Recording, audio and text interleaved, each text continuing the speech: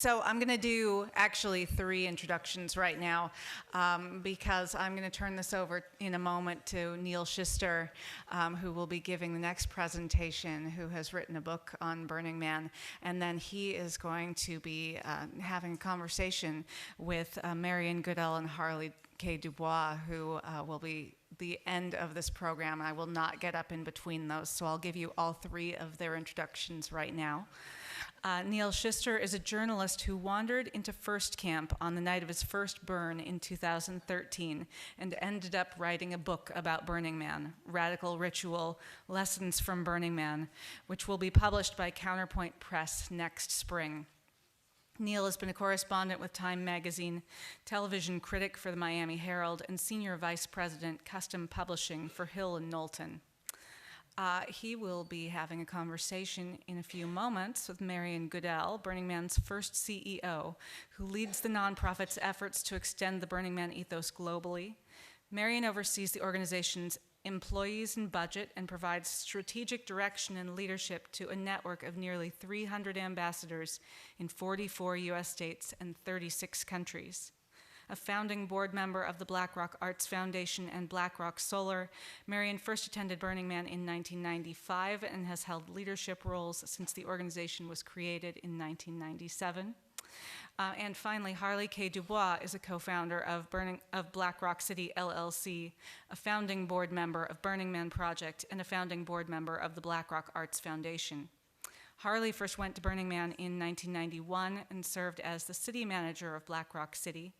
She's provided key leadership to the fiduciary, legal, and staff development functions while contributing to the evolution of Burning Man from an event production company into a global arts and cultural nonprofit. And just as a small point of interest, I'm forever indebted to Harley because it was Harley who answered my first little email that I sent out into the world to see if this Burning Man organization would be willing to partner with me. And I sent her a sort of a long mission statement, and she replied back. And so that's what started this whole thing. So without further ado, I will turn it over to Neil Shister for the remaining program. Thanks.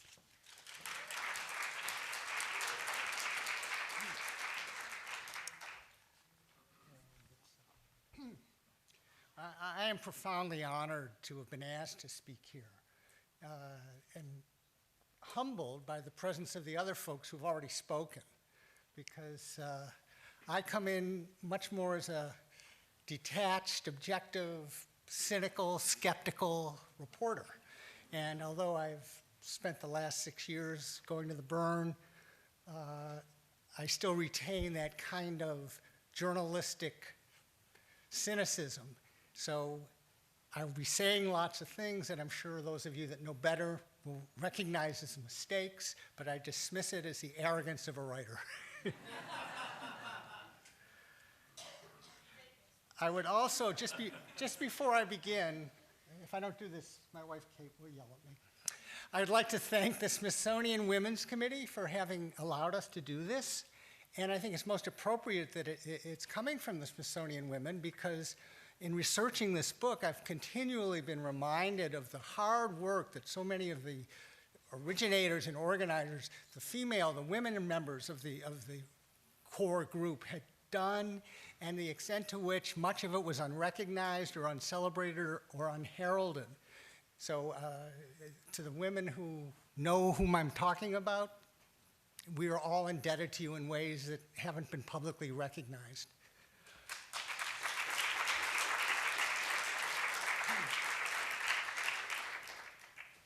So I was having lunch today with Danger, and I sit down and Danger says, as only Danger can, I can't wait to hear about the future of Burning Man. And I thought, my God, how presumptuous that I'm going to come up here and talk about the future of Burning Man. But I will, and here we go. The future of Burning Man, in my opinion, is open-ended. It's poised on a cusp. The event itself is firmly implanted. The organization is mature, it's competent, it knows how to throw the event. The project leadership knows more or less what they want to do. They're looking ahead. They're looking over the horizon. They are tentatively testing ways to bring the culture not only out to regionals, but also out into what, dare I call it, the civilized world, the default world. And that, I think, is going to, my analysis of the last 5 years of looking at Burning Man is that is going to be the open-ended future. But Larry is gone, and his was the core voice that most distinctly could articulate that future. We heard it in the video today when someone said, what comes next? And he said, we're going to take on the world.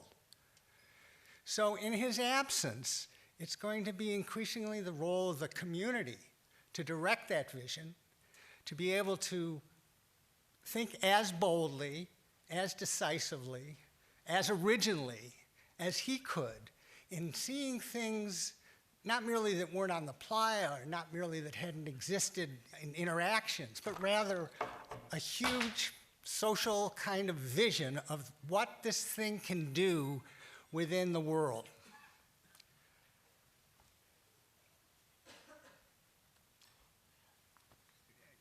I have been struck with the fact that once you get away from the West Coast, until Nora's show, Burning Man was virtually unknown in the East Coast. Now, I know there are exceptions, but if you would go to a party or you would meet somebody on the street and you mentioned Burning Man, the likelihood is you would be met with a blank stare, and if you weren't met with a blank stare, you would receive a kind of, titter from the media stuff.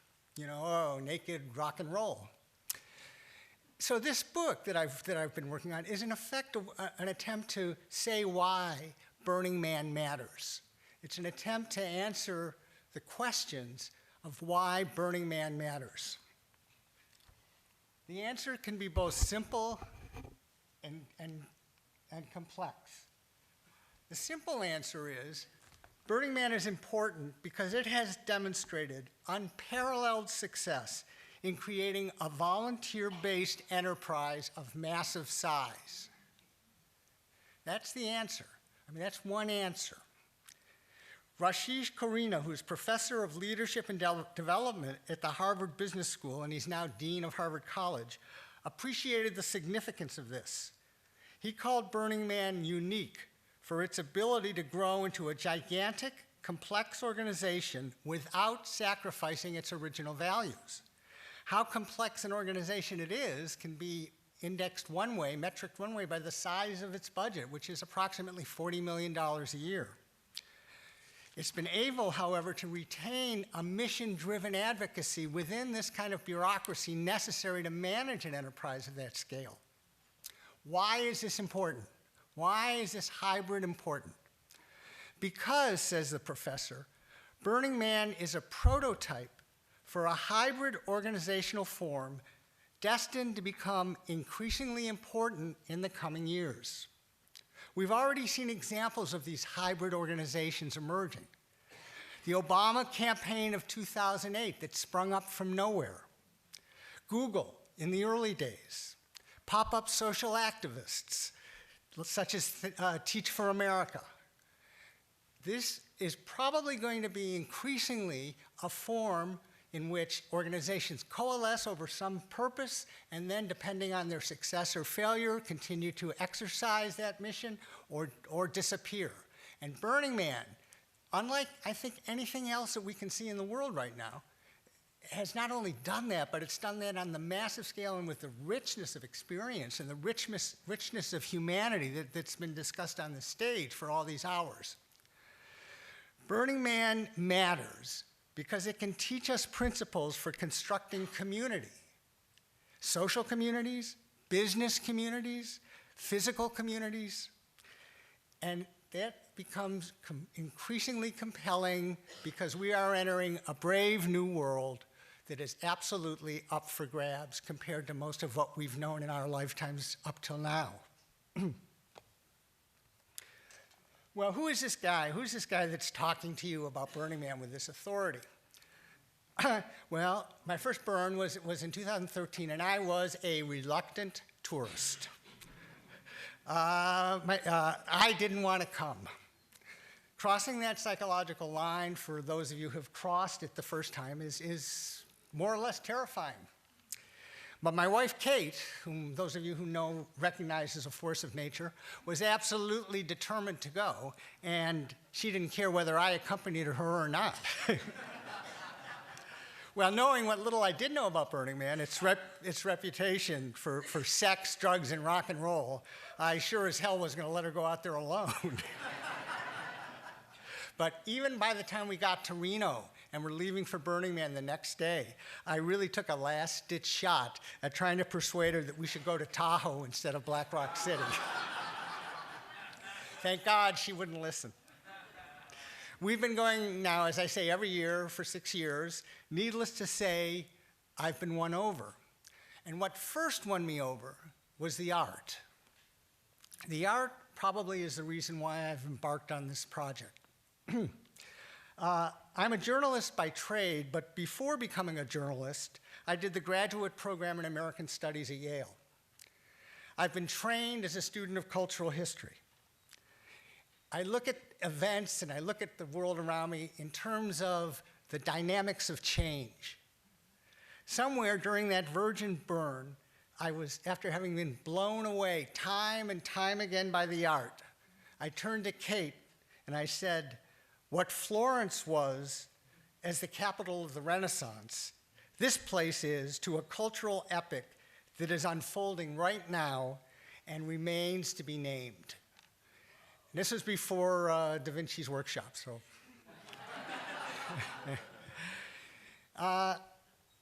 And the story, as you've heard, the night of the first burn, totally disoriented. I think there was something of a storm at that moment. We suddenly appeared before first camp, talk about serendipity, and I was with Kate and another couple, and I said, let's go in, and the other couple didn't want to, and Kate's too polite to do it, so being a journalist, I just walked in. Kate followed me, and this has become the result of that. The book is called Lessons from Burning Man, Radical Ritual. Little did I suspect that I'd spend the next 5 years of my life working on this book that tries to identify the role Burning Man plays in this coming cultural epic. Writing Radical Ritual was the hardest thing I've ever done. Late in the project, when it didn't look like any New York publishers were interested in Burning Man, and I was laboring, first time I've ever done a big project like this without an advance. And I was really discouraged, and I was on Playa, and I was talking to Larry about it, and I said, you know, worst case, it's going to be my big art project, and I'm going to give it to you and the archives, and it'll be a gift to the community. So that was fundamentally what informed me, and I think I was hearing Kate saying, I think it was Kate Rauschenberg, who was saying that about, you know, you keep going and going and going, and that's fundamentally what kept me going. And I am not a naturally altruistic guy, so it was really, really satisfying. Radical Ritual, and I would like to say at this moment my gratitude to Marian and Harley and Megan Miller, because without their support, I would never have had access or the ability to write this book, so I publicly thank you all. Radical Ritual is about new paradigms that are taking shape at Burning Man, which can inspire community building elsewhere. The old order is breaking down. Disruption is everywhere. Where shall we look to build the new? I believe Burning Man provides one compelling model. Before I get into it, I'd like to set a brief historical and theoretical context for the era we're in. There's no need to belabor the tectonic plates that are shifting in our lives. Politics, economics, information, media, pick almost anything. The absolutes that have been taken for granted from nearly 300 years of the neoliberal print era, gender, marriage, how we live, how we partner, how we raise families, how to conceive a baby, all of those things are up for grabs in our time. Yeats captured the temper of our times in a poem he wrote about his at the end of World War I. Things fall apart. The center cannot hold. Mere anarchy is loosed upon the world. The blood-dimmed tide is loosed, and everywhere the ceremony of innocence is drowned. The best lack all conviction, while the worst are full of passionate intensity. Surely some revelation is at hand.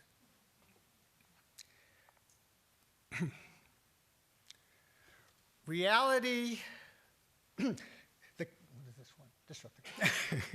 The center cannot hold because reality itself is changing. We used to think about reality as fixed, as permanent, something physical, but no more can we perceive reality that way. The ontological status of things, to use a word that Larry would have liked, the ontological status of things are in flux. Consider the kinds of questions we're asking today about reality. Is it absolute or subjective? Physical or virtual? Constant or fluid?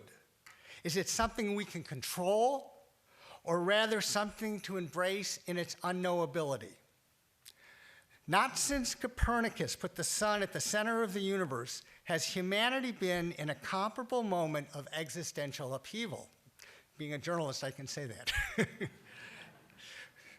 Well, what is the significance of this upheaval on Burning Man as having lessons to teach the world? I submit that Burning Man constitutes one example of revelation, as YEAT'S phrased it. Reality is problematic. That is the cornerstone upon which Burning Man is built. In a time where reality is dissolving, the notion that reality is problematic is the essence, the foundation of this culture. Reality is a social construction, an illusion, all made up. This is Burning Man's fundamental premise, all made up. Just as Black Rock City magically appears and disappears, leaving not a trace behind, so can one's sense of what is and isn't real in our era. What is real is that Black Rock City provides a context where people can experience unreality in a way that develops new self-identities, a new sense of capabilities, a heightened appreciation of what can be accomplished collectively. In an era in which the premise of reality itself is up for grabs, Burning Man has been organized for more than 3 decades around an elusive notion of reality. So it's building, it's launching, with a huge head start in terms of the organization of future social institutions. Before getting to that, though, I want to underscore, before getting to the importance of Burning Man, I'd like to underscore the magnitude of what is changing in terms of paradigms. What is a paradigm shift? It's a phrase that we're all using now. It's a common phrase, but what does it mean? What is a paradigm shift? The paradigm concept comes from landmark work by Thomas Kuhn's called The Structure of Scientific Revolution. It is the most important, informative book that I read in my education. He describes how paradigms operate as an open-ended resource, a framework of concepts, results, and procedures within which subsequent work and experience is structured. A bucket, if you will, which, to extend the metaphor, in periods of great disruption, these buckets lose their ability to contain experience. This is, in Kuhn's parlance, the moment of revolution. We are now in a moment of paradigmatic revolution, not in one area, but I would submit in multiple areas. Economic, social, psychological realities are dissolving from within. History has always been thus, endless cycles of destruction and reformulation that can bring liberation or enslavement. What's at stake is whether these changes are going to be humane or despotic. And I've just listed some very, very quick ways in which our paradigms, our social paradigms are shifting. Going in economics from physical production to the manipulation of pixels. Social, from physical intimacy, where you see and taste and smell the person you're in the presence of, to a virtual anonymity. Virtual being obviously the virtual social media. Politics, from seeking rational consensus, which was the essence of the way the United States was formed, the age of reason. It was a bet on democracy. It was a bet on reason. We're going from that to the promotion of conflict as a conscious strategy. Psychological, from the integration, from the ability to know who you are and what you are and where you come from and what your family is and what your purpose is and what your intention is, to a fragmentation. The anecdote that most defines that for me is something that happens to me when I teach I teach a class at George Washington University in media and society. And I would ask, when I would talk about this stuff, I'd ask the students, where are you going to be in 10 years? Where do you think you're going to be in 10 years? It is remarkable the extent to which most of them have no idea. This is unparalleled in history, the idea that one doesn't know any sense of one's destiny.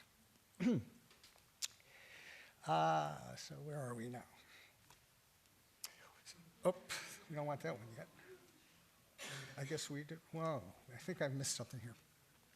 Okay, well, the point is, in all this disruption, Burning Man has been constructing out on its own, beginning with the handful of folks that we've seen today, has been constructing its own paradigms which are absolutely sensible, absolutely meaningful, rational on the Playa. And we more or less know what those paradigms are. The question is, if we can identify the different paradigms, can we start to also identify some of the key principles that sustain these paradigms, and are they perhaps exportable in forms other than regionals or other than events or festivals? Can we, in fact, understand how to talk to the folks across the street who don't know about Burning Man and are probably scared to death about it? Well, a new paradigm of art. The brilliant Renwick show that Nora has mounted, and it is a brilliant show, Nora. Congratulations, wherever you are.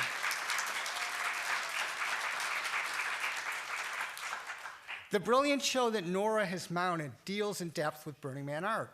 I'd like to suggest one aspect of the paradigm that I think is particularly compelling in the context of this conversation, and which I believe is without modern precedent.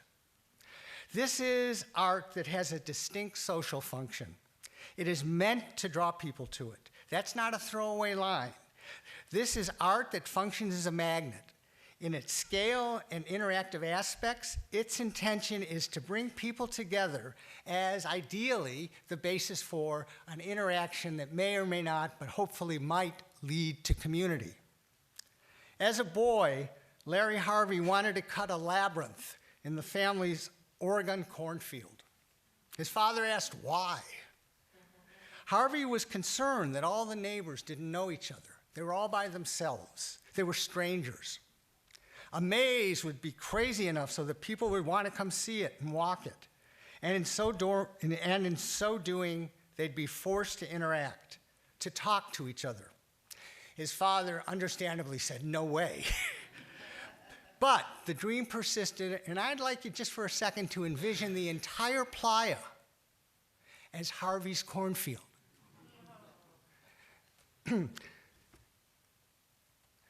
Burning Man offers a new paradigm of place, as Will wonderfully described. There's a long backstory to why Burning Man had to develop a city plan, but the design that Rod Garrick produced is organized around principles that qualify as a new paradigm. He had explicit objectives: to have a central and conspicuous point of reference, which was the man, to be easily navigated without cars, on foot or bicycle, to make for easy transport in and out of supplies and materials, and most importantly, to facilitate serendipitous experience and interactions. That and if Will agrees with me, that was I think, those were intentions of the plan. In a word, to stimulate community. A new paradigm of work. As again, I think, someone pointed it out, maybe it was Michael, the first Google Doodle was an out-of-the-office notification. Sergey Brin and Larry Page were informing visitors to the website that the shop in the garage had taken the week off to go to Burning Man. Much of Google's unique culture in the early days borrowed heavily from Burning Man. The work style was hyper-social collaboration, something organizational theorists now call commons-based peer production. Burning Man was doing it. Creativity was famously supported. Engineers were encouraged to spend 20% of their time on projects of their own choosing, which, by the way, is how AI got developed at Google. The corporate manifesto was 10 things we know to be true, not unlike Burning Man's 10 principles. And there was all the free meals and the like, self-serving to be sure, but still a corporate version of gifting. After the company got big enough to have a headquarters, a Stanford professor described its lobby this way: the cool blonde wood and carefully recessed lighting, which have marked the power of industrial firms for decades, have disappeared. In their place, plain white walls are posted with some 24 unframed photographs of giant sculptures set out in a flat, white desert, and of fireworks exploding over the head of a giant neon stick figure.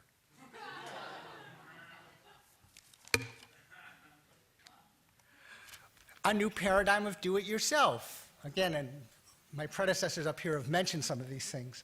The maker movement, defined as the creation of new devices and objects, of hacking existing devices and objects through learning by doing, was arguably pioneered, started, invented at Burning Man. Maker culture is collaborative and open-sourced. Maker spaces, of which there are now over 100 in the United States and 100 in Germany, are places where tools, technology, and expertise are shared.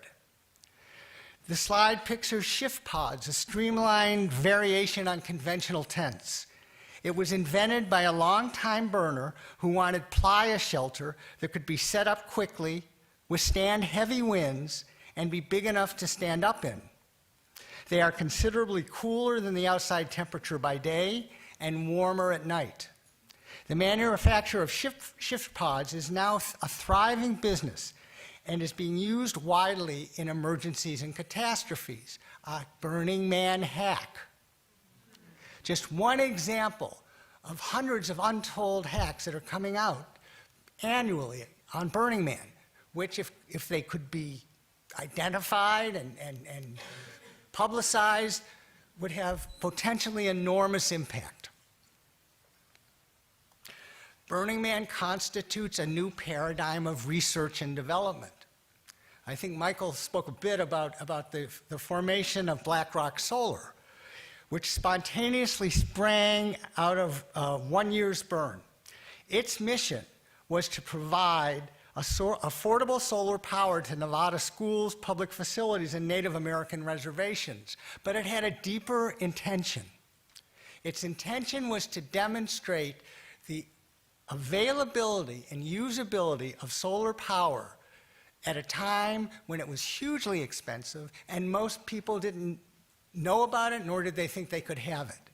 So through an ingenious business model, BlackRock Solar was able to populate an area of Nevada with solar power and demonstrate the capacity to not only hack a tool, but now hack and reinvent an entire process, an entire social process.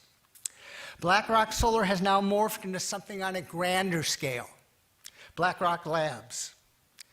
Using the resources and talents of Worldwide Burner Network, the mission of BlackRock Labs is to develop, prototype, and disseminate innovative, sustainable energy hacks. The first project on the drawing board is figuring out how to reduce the carbon footprint of Burning Man by powering the operation and citizenry, the entire Black Rock City, by solar. Now, they've not done it yet, but they are, as I believe. I believe they're going to try to do one block this year. I believe they're going to see if they have enough capability to take one block of Black Rock City and allow it to run, or at least a good chunk of one block. A new paradigm of civic engagement.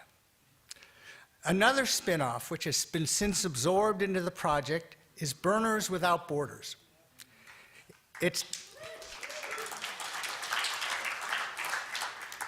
started when a group from the Temple building crew spontaneously left the 2005 burn for the Gulf Coast to offer construction assistance in the wake of Hurricane Katrina. That example has been replicated in many places, both in the United States and internationally. What is the paradigm? Unlike most NGOs, Burners Without Borders takes its direction from the expressed needs of the people and community it has come to serve. They are not like the NGOs that arrive with a plan and a bureaucracy and equipment and impose those in the spirit of we know best, but it works just the opposite. The image shows the rebuilding of schools in Peru following the devastating earthquake of 2007. This program lasted 5 years, and it serves as an example of how successful Burners Without Borders can be. At the end of the 5 years, most of the people who were working there, most of the people who were volunteering there, had never, ever heard of Burning Man. That comes from Malk, however she says her name. So the point being that the examples can then be absorbed, replicated, and take on a life of their own without the necessity to be framed within what we know as Burning Man. So the question then becomes, how do Burning Man paradigms arise? If one of our great gifts is the fertility of the ideas we're generating, and if we could figure out a little bit about how we're doing this, perhaps we either will be generating ourselves more ideas, or we will be more persuasive in going into the default world, civilian circles, Washington bureaucracy, NGOs et al., and getting them at least to participate in the process of opening their minds. So how do Burning Man paradigms arise? Why is Burning Man such a fertile incubator of these new paradigms? Is there something in the water? Or, on the other hand, might there be something systematic at play here? Something that can be instituted elsewhere, replicated in a variety of environments to stimulate expressions of creativity, experimentation, and personal commitment? The answer to these questions resides in the philosophical grounding of the culture. More specifically, Larry Harvey's philosophical grounding. He was unabashedly a pragmatist, an advocate of those 19th century American thinkers who challenged the notion that enlightenment is achieved by way of fixed points of reference. In doing this, these pragmatists were taking on eons of religious orthodoxy. The pragmatists, and most notably Harvey's intellectual hero, William James, celebrated human agency as the end in itself, not the means to something else. There was no final meaning, no divinely scripted destinations, no heaven or hell. Instead of consciousness being shaped by the gods, pragmatists insist it takes form through ongoing trials and errors. From action comes truth, not the other way around. Or, as Google's Larry Page put it, if you're not doing some things that are crazy, then you're doing the wrong things. I heard Harvey distill these axioms into a pithy summary the last time we were together. I was working on the book, and I was looking for some interview stuff, and I wandered into First Camp in the middle of the day, just seeing who was around to talk to, and there was nobody there but Larry. He was about to be interviewed by a Chinese blogger, and he invited me to listen. And this comes from the book. The only thing she really wants to know is whether individualistic freedom at Burning Man paves the slippery slope to ungovernable self-interest. Being a communist, this is a fundamental premise, a fundamental question. Is the collective well-being of the whole undermined by the selfishness of the few? And then Larry, just as only, Larry does, he dismantled it. Our counter-argument is that you don't need to have a policeman, responds Harvey. Change the culture first, and behavior follows. He then went on to talk about the primacy of culture. Culture is the intermediary that restrains excess, provides internal monitoring, offers guidance. How does culture change? Experience, says Harvey. Abstract tenets like trust, collaboration, and community are existentially tested and continually being recalibrated in Black Rock City.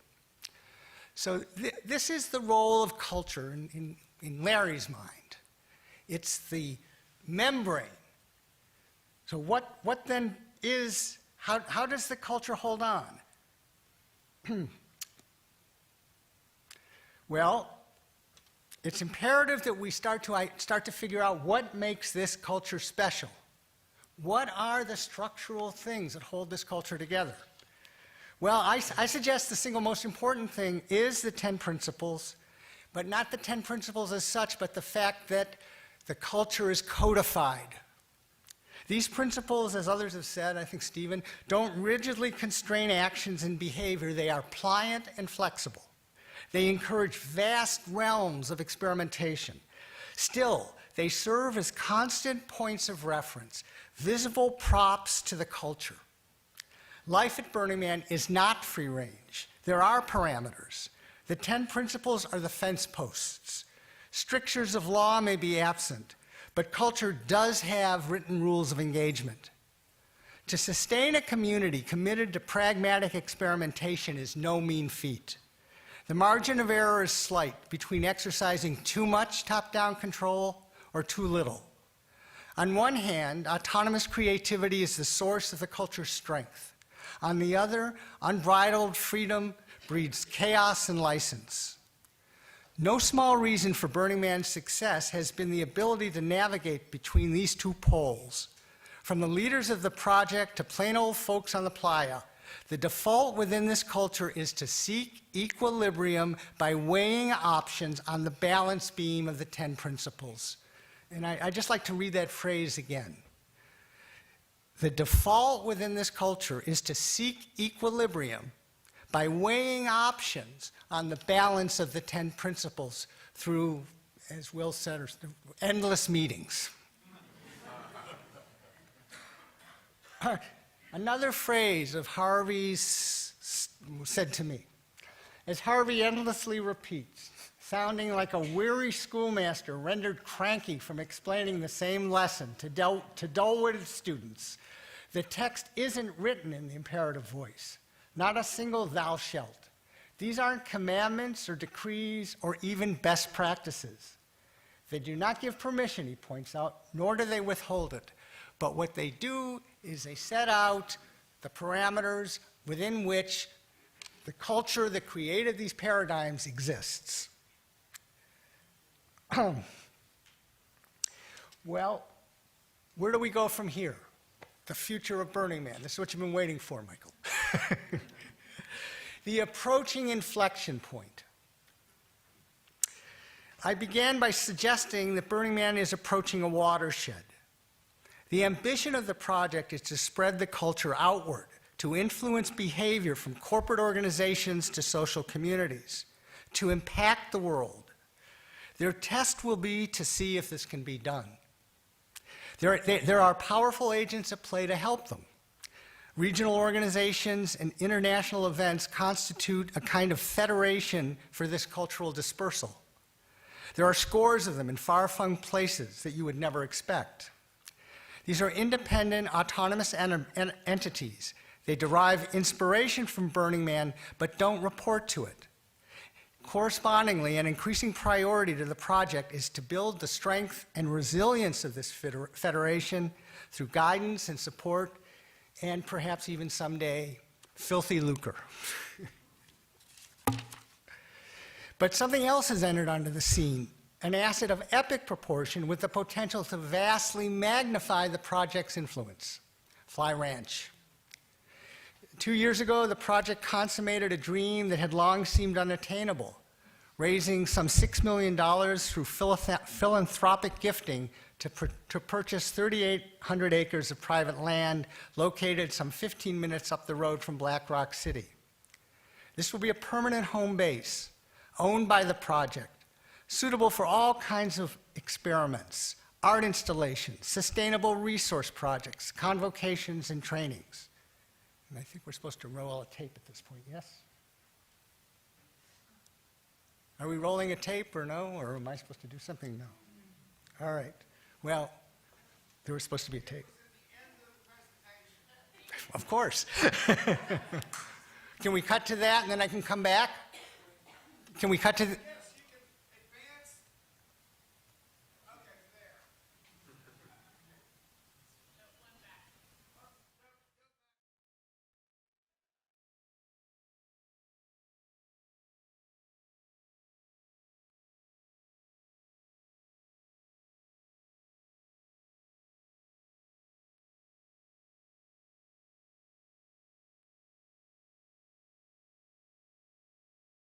Okay, thank you very much.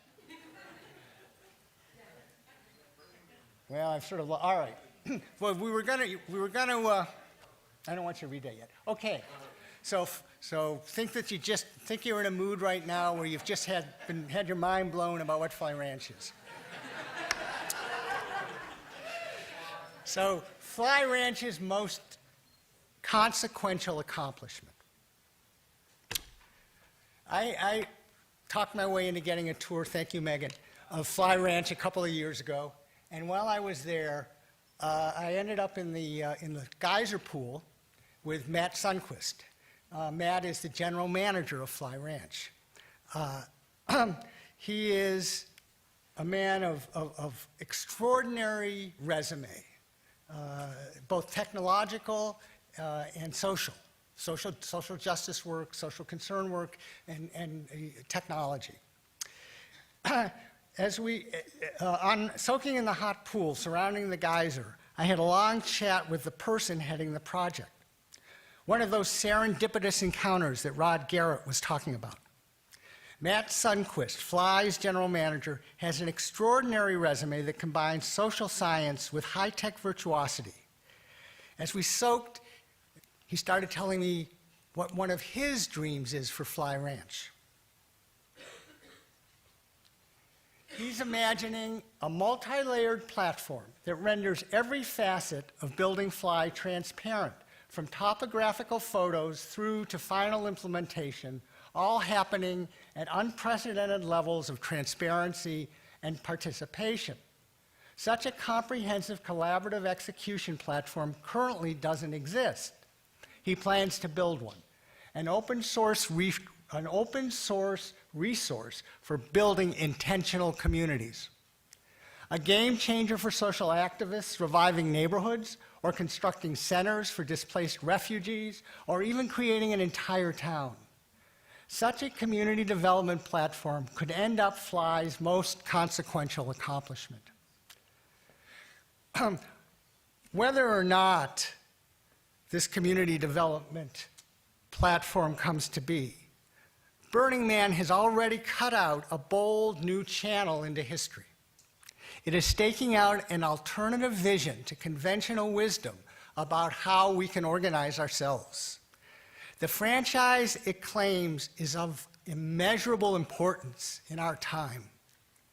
In our last conversation, Larry spoke to me about blending the rites of ritual, our ancestral experience of awe, with the wizardry of artificial intelligence and robots, of blending together the humanist legacy of the past with the technological prowess of the future.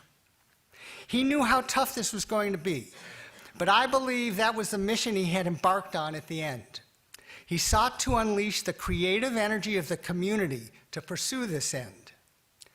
I submit that this was the next big thing on his mind when he passed: how to fuse science and soul.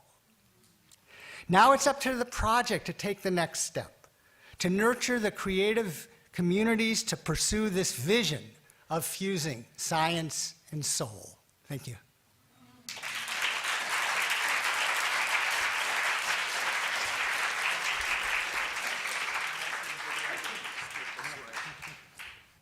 Harley K. Dubois, Marian Goodell. Marian is CEO as in Chief Engagement Officer. That's still your title. Can you change it? No, it's still CEO, but now we kind of let it be the chief executive. Oh, well, I like It's to. the chief enjoyment officer.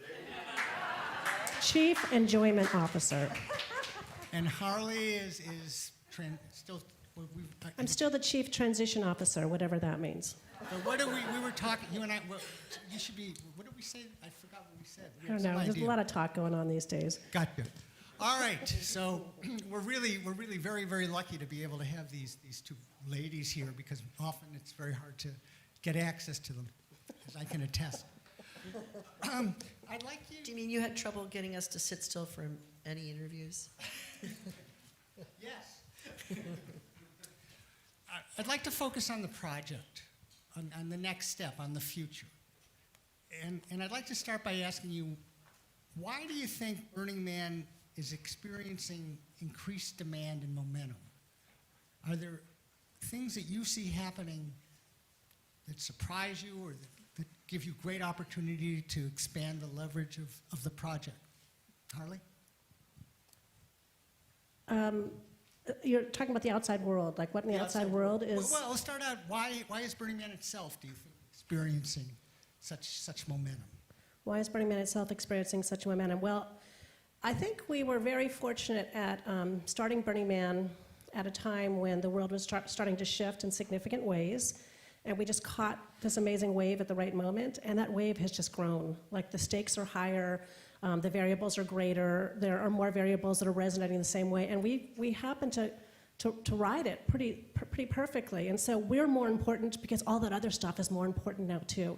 We're at such a pitch that this is more valuable than it ever was before. That's what I think.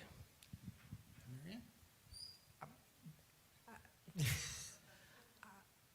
That's better than what I was going to say. Do you detect a different mood on the Playa as it becomes more popular and the world becomes more problematic in the last few years? Is there a different energy? I mean, I think Will remarked that this year seemed to be his best burn. Do you think it's just the luck of the draw, or is this something going on? I've definitely noticed, well, every year is different, right? And it's always different, and what happens at Burning Man is always a direct reflection of what's happening in the economy, what's happening in our society. You can always map it to it directly. Yeah, I'd definitely say that this year is different. There is more wealth at Burning Man. There's more diversity at Burning Man. It's kind of like everything is a little bit more, and to me personally, it feels like it's right on the brink of maybe being a little bit too much. I don't know. But that's just this year. We'll see what happens next year. And the beautiful thing about Burning Man is that every year we get to evaluate what happened and course correct and pick what we think is beautiful and we need to nurture, and kind of try to tampen down the things that we think are problematic and try to set the course for the following year. And that's the phase we're in now. As soon as we finish wiping off the dust, we're going to go home and we're going to turn to this phase through the fall, where we become very reflective, and we listen to all the feedback that's coming in from the website, we listen to all the stories, we listen to people like you and people like you in the audience here, and then we start to reframe for next year based on everything we're getting. So that's one of the beautiful things about doing a temporary city. I would add to that I think this year went really smoothly for a number of reasons. One is that I think Burning Man in Black Rock City is always what you bring to it. So I think there was a lot of respect for the loss of Larry this year that was brought to it. I also think that because of that, there was renewed inspiration for art. We saw an increase in uptick of art that we, at a percentage point we hadn't seen before, like in the middle of the summer. And it wasn't like that was in January or February, but it was sort of the swell, maybe again in honoring him and the spirit of what is celebratory about the self-expression. Some people are more inclined to push themselves, to express themselves, if there's a passion for that. And then I would say that I believe that in the organization, as Harley was saying, we're sort of iterative as we reflect on what we did. And we have been at the same general population number for about 4 years now.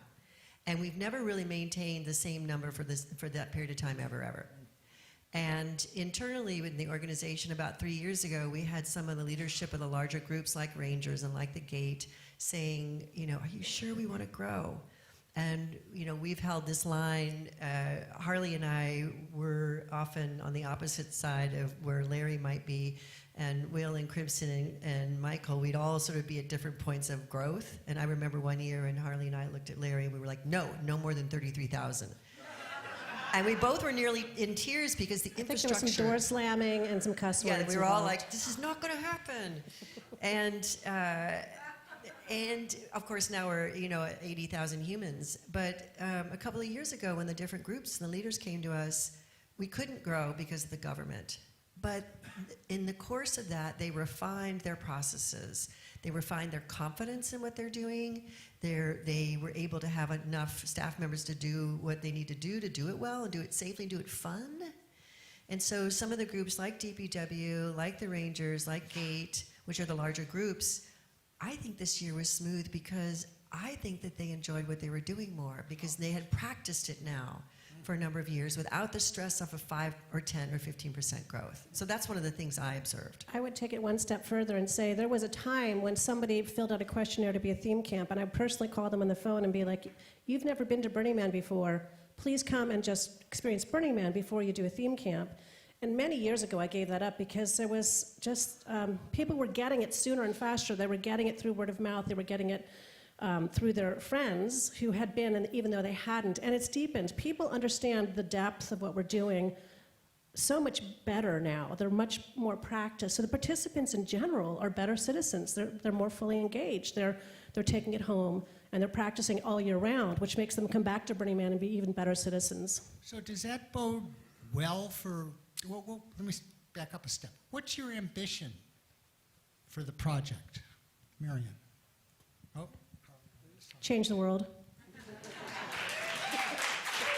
One person at a time. Same.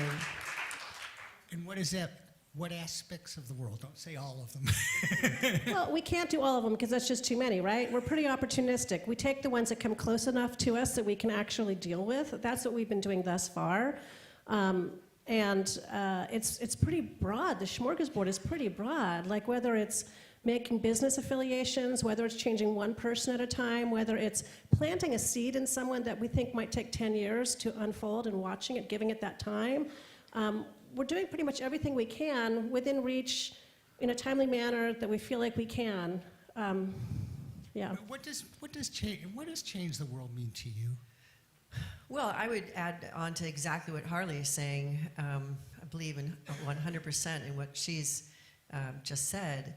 And I would add that and deepen, her remarks in that we are finding ourselves now as the center of a lot of discussion, and different organizations want to be affiliated with us. And so one of the endeavors that we're in is to figure out what that looks like. Does that just mean that you know one of the founders or one of the directors and that your organization has access to a conversation, that you come to a symposium? It's actually bigger than that. We are now finding ourselves on the board for different groups. You're on the Makers. Nation of Makers, born in D.C. with the Obama administration, one of the founding board members. Right. Yeah, which is fabulous. And we've got the Peace organization out of... Institute of Peace out of D.C. They came to Burning Man. Kim Cook's been fostering the relationship, and we're going to be working with the Institute of Peace.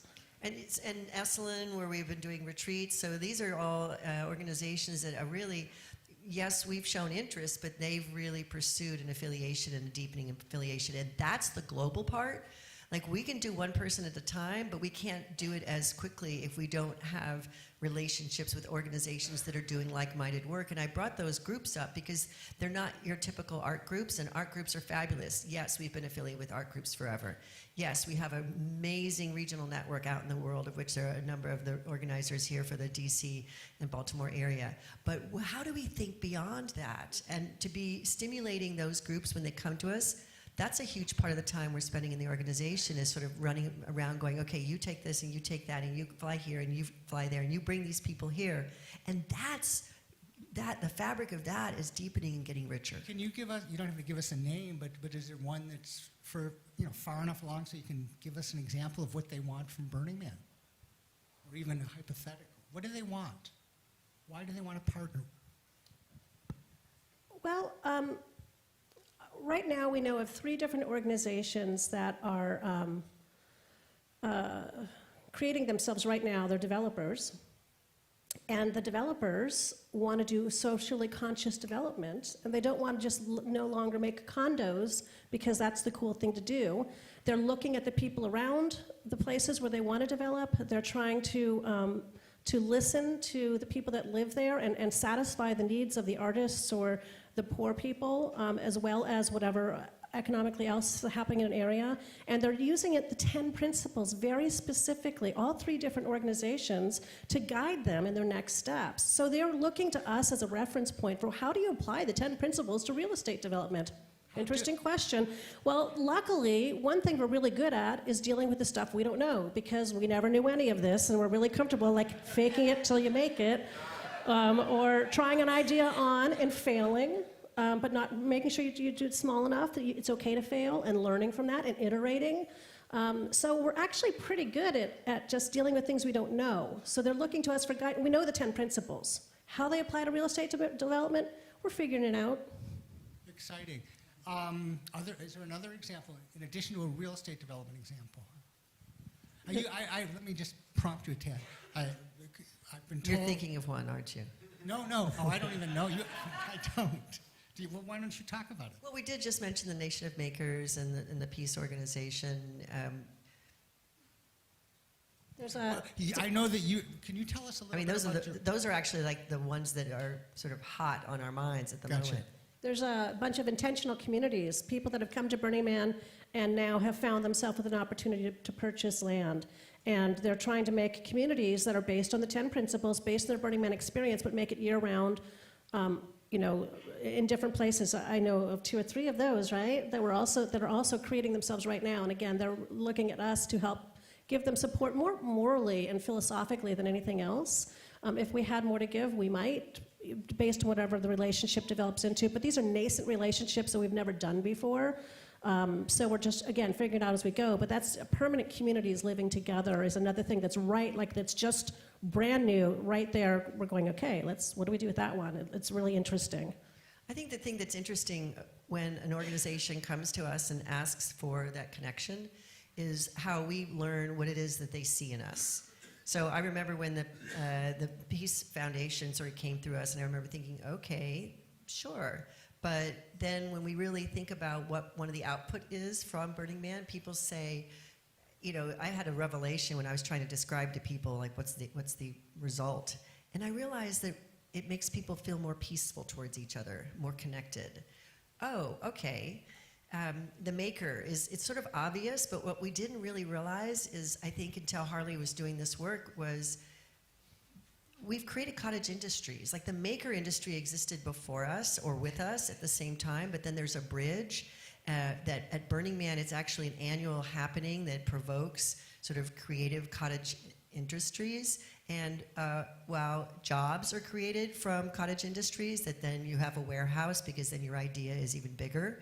And so each of these ends up going into leadership. It goes towards self-reliance. It goes towards collaborative effort, communal effort, civic participation. I mean, that's what's fascinating about when a group comes to us and they start listing the things that they're doing that they would like a partner to do.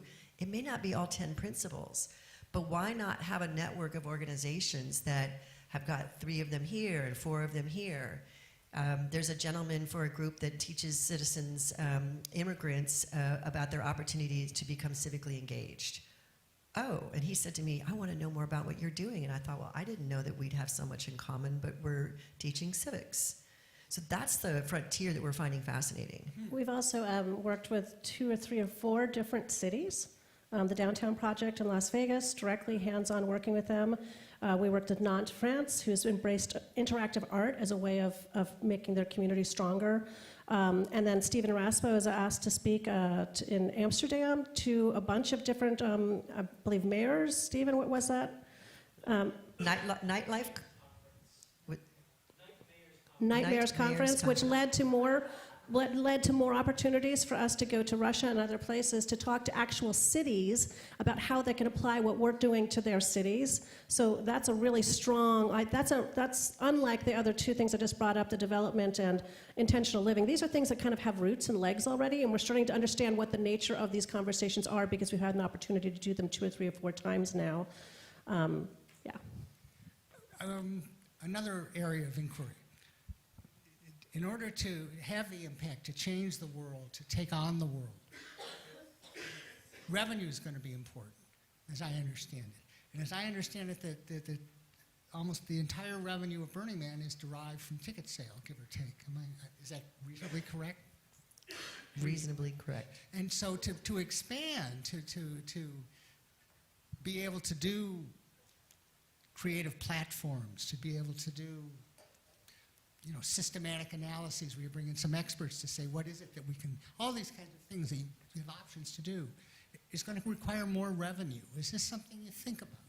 Oh, no, we don't think about that. Never, Oh, not never. for a minute. Well, how do you think about We'd this? lose no sleep. No sleep lost over this one. Well, but So in 1997, when Will was saying that we created our first LLC, we did that because we had to produce an event immediately, and LLCs are fast and easy to create. But we realized at that time that maybe that wasn't the best sort of organization we should be. So it took us another 10 or so many years. Was it 2001 or 2 that Larry started the Black Rock Arts Foundation?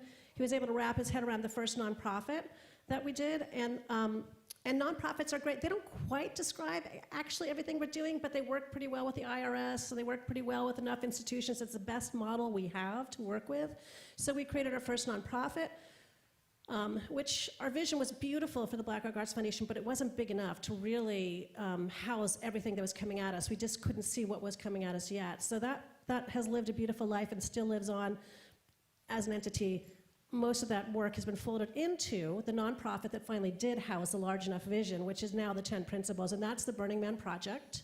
So with 3 years of orchestration, we took our LLC and turned it into a nonprofit, which is not an easy thing to do. And some people would say not a wise thing to do, at least not for lining our own pockets, which we've never done. So we finally hit the entity that's the closest in nature to who we are. And why? Because we need revenue. Because ticket sales are not enough. You can't support 300 regionals around the world and 80 sanctioned events around the world and hundreds of unsanctioned events around the world and all these relationships with the Institute of Peace and developers who want to do work with you and wonderful events and nonprofits and for-profits and Burners Without Borders. Yeah, that are happening globally with ticket sales. It's just simply not enough. So we had we had dinner. We had a conversation about Burning Man perhaps turning into a consultant, developing a consultancy, or perhaps going off and helping construct things faster than could come up. I mean, are these possible options that could happen, or? Well, there's a lot of possible options. I mean, we've actually already done consultancy. Stephen has done some work in different places. Kim's done some work. I think technically the work that we're doing right now on the Charleston project is as a consultant, which is with Google. And Corey Mervis is here. She worked with the Downtown Project. They wanted to learn how to do some of the work they were doing, the cultural work in Las Vegas. And so Corey, applied for a job. She was a regional at the time in Las Vegas and became a consultant. So she was working with the Burning Man culture to help the group. So we actually have been doing that. Now, how big do we leverage that is something we keep looking at. Like, what is the return on that and what kind of time and investment? That's probably not a bread and butter thing, but again, it's a really interesting place to go when an organization comes and asks you a small question, and we look at ourselves going, well, we can answer that question, but that'll take X number of days, and so we often just propose a financial relationship where we'll take the time and the effort. But again, that's not high revenue. I think that we are in an interesting inflection point. Like you talk about the inflection point for the future. For us to really become more comfortable with options around funding is the part of our journey. When we took the LLC and put it into the nonprofit, and the nonprofit went from 2 employees to now nearly there's 100 employees in the entity as a whole.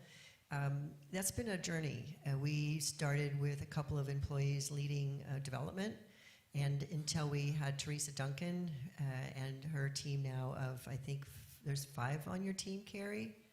5 people on the team. So we had no development department. Teresa Duncan leads it, and Carrie is also part of that team. We had no people, and then we had 1 person. And, you know, 1 person to do a yeoman's work. They have just hired the 5th person, and they've been building the team for 3 years. Fabulous. And so we really believe in the work that comes through development. And that's not going to answer all of the questions, but that group has got a runway that's starting to see rewards. And it's been hard work because we have, of course, gifting is one of our principles, and decommodification is another one of our principles. So how do we have that conversation? We have been having that conversation with the community since before we started our nonprofit, which is now 6 years in. So we've been having that conversation with the community for 7, 8 years. I personally believe that we're going to feel much more comfortable with the concept of donations when we do what we do everywhere. It's not quite right the way it is for us, and we kind of have to shift a little bit so that it's right for us. We have to change it a little bit. And I think that, like we saw with Fly, we saw major donors give us the money to purchase Fly, and they're not getting anything for that. They truly, truly, truly understand that the most satisfaction coming from giving a gift is to expect nothing in return and do it because it's the right thing to do. Not because there's a quid pro quo, not because there's some special thing that you get, but because you really believe in this. And when we have a stronger foundation of that sort of giving coming to us, it's going to attract more people who want to give like that. And I frankly think that's going to be a change in the tides. I think that we can do some really good, positive good that could really affect everybody in the nonprofit business if we could make that be the model, because that really is the truth. It really, I mean, your best donors just give because they want to give. It's not because they're getting a necklace or because they get special tickets. That's not why they're giving. So let's just be honest with what's really going on. Let's let that be the gold standard and let that be known. And then I think we'll see a lot of things change. That's the work we have to do, but that's hard work because you're talking about the default world, right? It's easier to do it at Burning Man because we do everything differently there, but the default world, that's harder. There's more forces working against you. So she made the mention of Fly. So in a normal donor situation where those donors are $50,000 donors to $1.5 million, and not one of those donors has free tickets to Burning Man, not one of them. There's not free access to anything. They don't get in front of the line for tickets to Burning Man. Many of them do purchase in the early purchasing opportunity, which is it's a little easier at that ticket level. But one of the last donors that joined, Larry and I had to get on the phone with, and he said, well, doesn't this person get this? Because I want this. And we said, no. And he said, well, what about this? I'd like that. We were like, no. And he said, are you kidding? He said, not one? And we said, not one. He said, I'm trying to create a contract with you for some items I'd like, and nobody else has a contract. I don't believe you. And we put him in touch with several of the other donors, and they all said, no, we don't have a special contract for a special anything. So what Harley's talking about is like we feel really strongly about prototyping what it looks like to be in philanthropy through a culture that's a little bit different. And not that we have not given and honored the work that they've done, because Teresa does make sure that when they want to go to Fly during Burning Man, and they all don't want to go, that they have that opportunity. But other than that, we are definitely trying to prototype the idea of giving and philanthropy, taking it from the default world that we're all in and learning from that and doing the best of that, and also prototyping some other ways, because there are those that maybe only have $100 to give, and they're used to maybe getting a scarf from KQED. But for those that are laughing, because we did have a scarf thing once, briefly. We learned from it. The community didn't like $75 for a donation, and you got this really cool scarf. We're like, okay, that's not working. So we're doing both the traditional, and we're working towards the non-traditional. And it's not just going to be philanthropy that we need. We're also looking at other ways in which we can make revenue part of the conversation. In my ideal world, the volunteer work that everyone gives to make Burning Man happen, the 20, 30,000 people that make Burning Man happen, the art that the artists give, and all the people who make the art, and the person who gives us $1 million should all be in the same playing field, because all of those things are valuable. We need them all. It's probably the income and money is definitely a constant conversation, and we're learning all the time from it. You two are arguably the critical players, two of the critical players in the next stage of the project. Both strong personalities, come from different places. What talents, how would you describe Marian's talents?